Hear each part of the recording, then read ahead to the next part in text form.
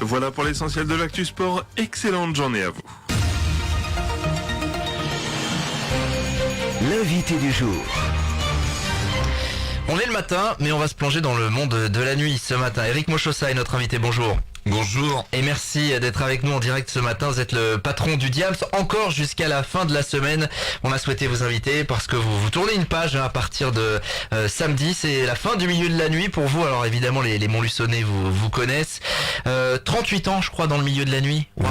Oui, voilà, 38 ans, j'ai commencé, j'avais à peine 18 ans pour dans les balles de campagne avec les orchestres. D'accord, et vous faisiez quoi Je faisais la sécurité, j'ai commencé à, vu que je connaissais les personnes qui tenaient ce parquet, eh bien j'ai commencé à leur donner un coup de main, et puis après, très vite, ils m'ont embauché en tant que portier, et puis de temps en temps, je les aidais aussi à monter les parquets.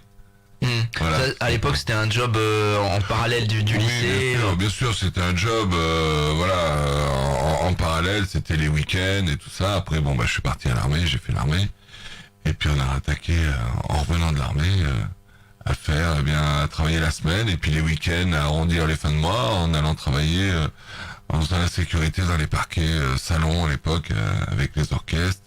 Et après les orchestres, il y a eu les discos mobiles et tout ça, il y a eu l'évolution.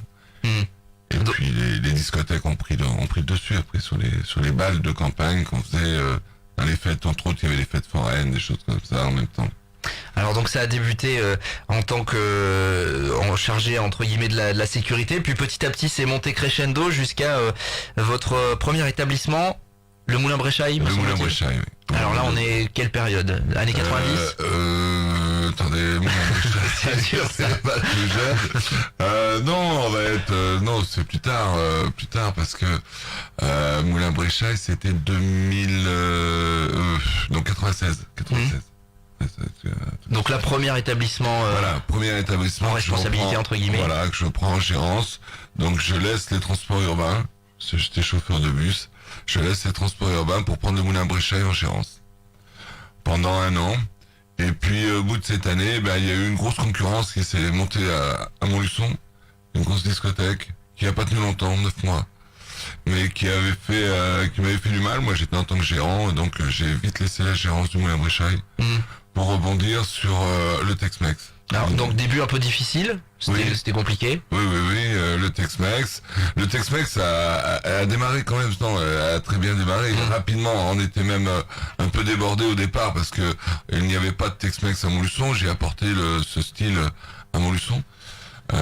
Et donc on était à côté du Grenier à Sel et on faisait des très belles soirées parce que je faisais un concert par mois avec dîner-concert et tout, c'était très sympa. La suite après le... La suite c'est le Pirate. Le Pirate, 5 ans après l'ouverture du Tex-Mex, et j'ai transformé un restaurant dans la rue Grande en un petit club de centre-ville qui était très apprécié. Très apprécié parce que voilà, on était dans le cœur de la ville, les gens passaient, prenaient l'apéritif dans le Vieux-Montluçon, allaient dîner dans les restaurants du Vieux-Montluçon, et après le passage obligatoire c'était le Pirate. Ouais, le Pirate ça reste la page la plus longue finalement. Ça reste la page la plus longue à mon actif. C'est vrai que je suis resté 10 ans dans le Vieux-Montluçon avec le Pirate. Et on a passé des soirées fabuleuses avec le Pirate. Et tout le monde, la génération qui a connu le Pirate en parle encore. Avec l'avantage d'être en centre-ville effectivement, mais ce qui est devenu petit à petit avec l'évolution de la société aussi un inconvénient, c'était compliqué là avec les riverains notamment, forcément on a quelques ennuis. Voilà, j'avais pas mal de problèmes avec les riverains. Il y a eu des associations qui ont été montées contre moi et tout ça pour des pétitions et tout, parce que forcément dans le Vieux-Montluçon, à partir du moment où on génère un petit peu de monde, l'établissement lui-même ne faisait pas de bruit, parce que j'étais très bien sonorisé, c'est moi qui avais fait la discothèque, et j'avais fait tout ce qu'il fallait pour que la discothèque soit très bien sonorisée. Le problème, c'est qu'après on génère du monde dans les rues, et forcément entre les allées et venues, vu que c'était une rue piétonne, les gens parlent, les gens chantent un peu, c'est festif. Donc, on est en fin de soirée parfois. Voilà, en fin de soirée, oui, c'est arrivé, on appuie sur une sonnette, voilà, c'est des choses comme ça. Et c'est vrai que les riverains du Vieux-Montluçon, j'appréciais pas trop. Hein. Bon, ça reste quand même, hormis ces quelques difficultés là, des très bonnes soirées, les meilleurs souvenirs peut-être. Ah oui, les meilleurs souvenirs, le pirate. Ouais, ça a été vraiment une période festive, avec une clientèle festive. Et puis c'était le petit cocon. C'est-à-dire que même les personnes, s'ils étaient seuls, ils venaient au pirate, ils retrouvaient Pierre, Paul, Jacques. On avait une clientèle d'habitués à 80%. C'était des habitués. C'était un lieu de rencontre qu'on n'a plus maintenant. Maintenant, avec l'évolution des portables, d'internet, de ceci, de cela, les gens se rencontrent beaucoup moins. Que là, c'était vraiment un lieu de rencontre. Avec une dernière soirée mémorable, on a parlé un peu en antenne. Racontez-nous un peu. Les gens qui étaient à la dernière soirée s'en rappellent et m'en parlent encore. On a fait un final fabuleux avec. Ils m'ont fait des tags, ils m'ont fait pleurer, quoi. Voilà. En fait, c'est ça. Et c'est vrai que ça a été vraiment la fête. Je vous dis, ils m'ont tous écrit des trucs au plafond, au mur et tout, vu qu'on cassait tout. On cassait tout. Les seuls trucs où ils m'ont fait des trous, c'est les 2 cloisons que je devais garder. Mais bon, ça c'était une petite anecdote. Mais c'est vrai qu'on a passé 10 ans avec le pirate dans le Vieux-Montluçon que je pense on ne retrouvera pas. Il y a donc l'évolution, ensuite vous bougez avec le Diams donc vers Athanor, ça c'était il y avait un peu de pression aussi pour que vous quittiez un peu le centre-ville après. Voilà, j'avais une pression, oui, parce que les autorités, tout ça, les politiques me disaient écoute, maintenant faut arrêter, quoi. C'est l'évolution qu'on rencontre pas qu'à Montluçon. Voilà, il fallait bouger, il fallait changer, donc on a eu une opportunité de monter le Diams sur le parking d'Athanor. Et donc voilà, on est reparti sur une autre aventure avec le Diams, quoi, mais avec un cocon, avec une usine à gaz. C'est différent, ouais. C'est plus grand. Voilà, c'est plus grand, c'est moins intimiste. Enfin bon, voilà, il y a plein de choses. On travaille avec d'autres formules et d'autres clients et plus de clients et c'est pas le même job.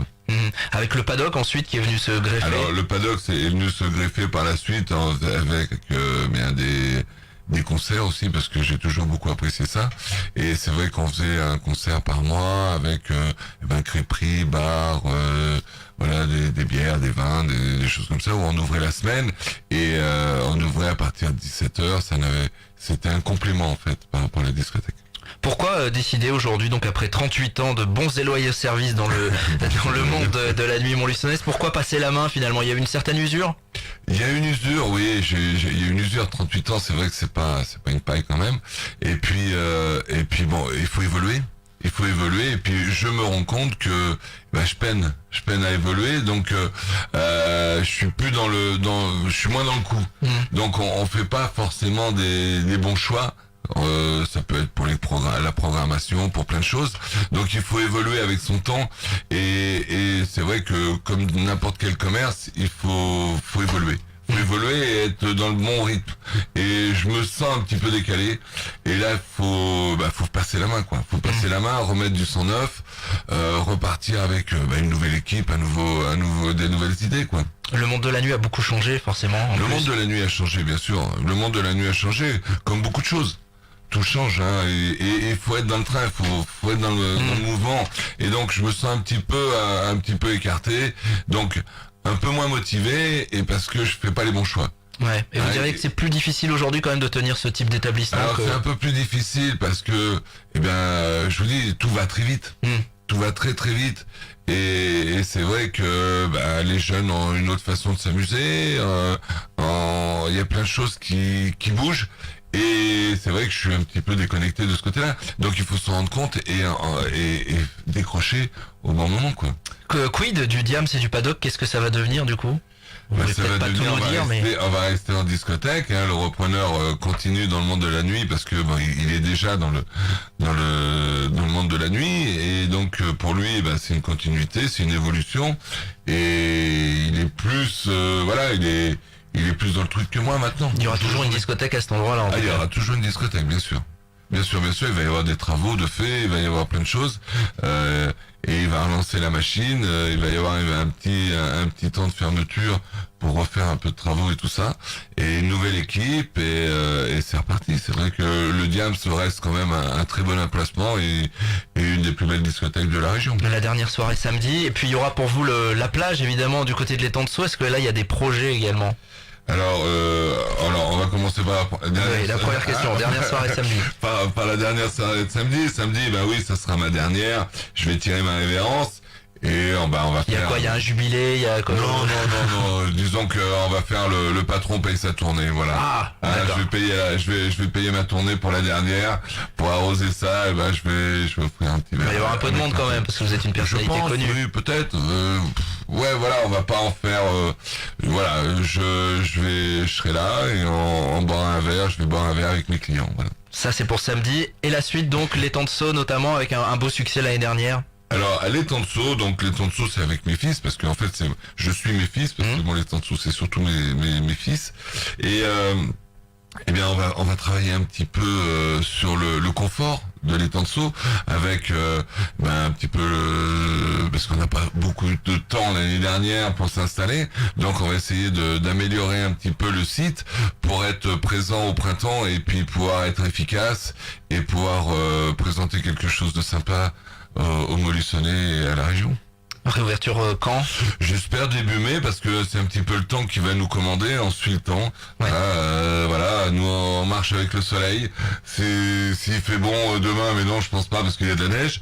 Mais sinon on est prêt à ouvrir, on est là pour travailler et dès qu'il va faire un peu de soleil et que on va pouvoir exploiter le site, on sera là, mais je pense qu'à Sceaux, il y a beaucoup de choses à faire, et c'est un très beau site pour la région, et je pense qu'il va y avoir une belle évolution sur ce site. Eric Mochossa, patron du Diams pour encore quelques jours, et de la plage à l'étang de Sceaux. Merci d'être passé à notre micro ce matin. À bientôt. Au revoir. Au revoir.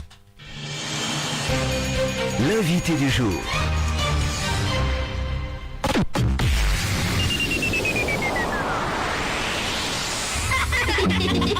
Vous avez entendu? C'est ça l'effet Maison Claire Logis. Depuis que nous avons notre Maison Claire Logis, les enfants sont aux anges. Au cœur de l'innovation, pour votre confort, Claire Logis construit votre maison traditionnelle sur mesure au meilleur prix et en respectant l'environnement. Maison Claire Logis, depuis plus de 40 ans à Montluçon. Une équipe dédiée pour un accompagnement complet. À chacun son rêve, à chacun sa maison. Pour faire construire votre maison, la solution à 2 pas de chez vous, Maison Claire Logis, 29 avenue Albert Thomas.